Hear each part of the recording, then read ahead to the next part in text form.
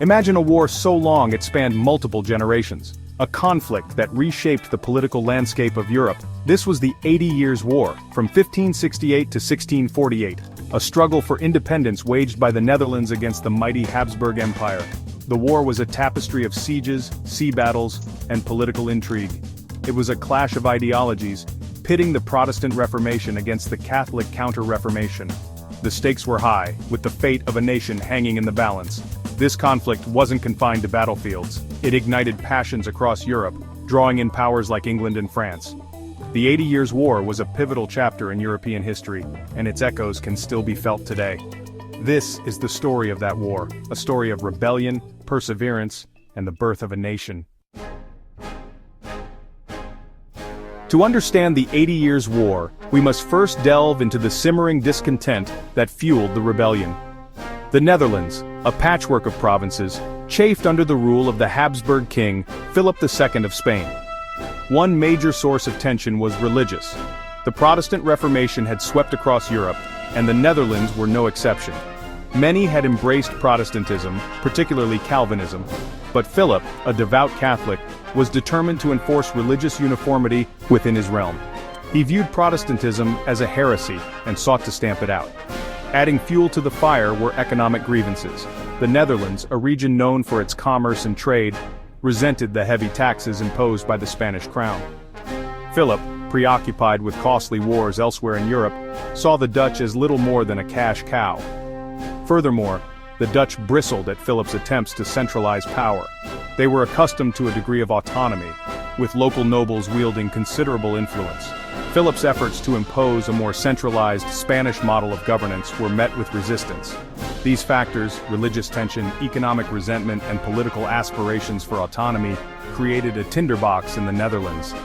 All that was needed was a spark to ignite the flames of revolt.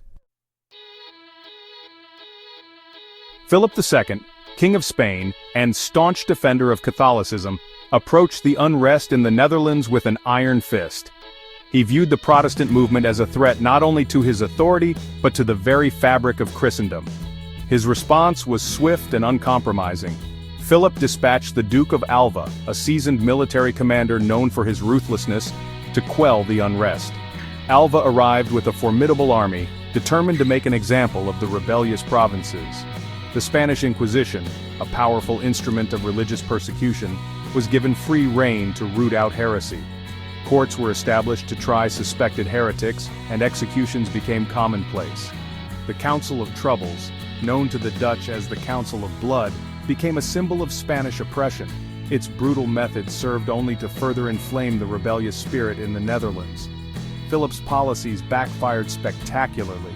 Instead of crushing the rebellion, his heavy-handed tactics fueled it. The Dutch, facing religious persecution and political oppression, found themselves increasingly united in their opposition to Spanish rule. As Philip II tightened his grip, the situation in the Netherlands deteriorated. The Spanish army, tasked with enforcing the king's will, became a source of instability itself.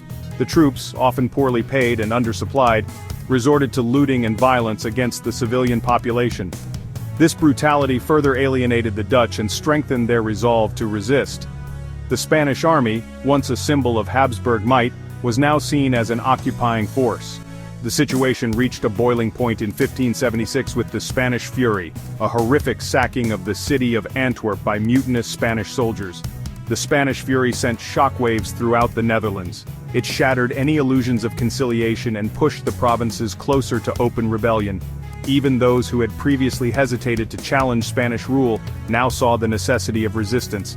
In this climate of fear and anger, a new leader emerged, one who would come to embody the Dutch struggle for independence. His name was William of Orange, and he would forever be known as William the Silent,